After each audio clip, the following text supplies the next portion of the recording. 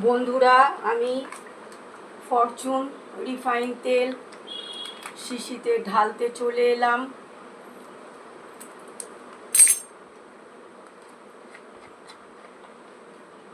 একেবারে তেল শেষ হয়ে গেছে, তো আমি এই রেশন দোকান থেকে তেলগুলো নিলাম।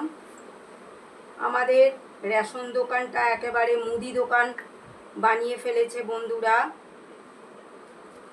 খালি বলবে বাইরের যা দাম তার থেকে আমি 50 পয়সা 1 টাকা করে কম নেব,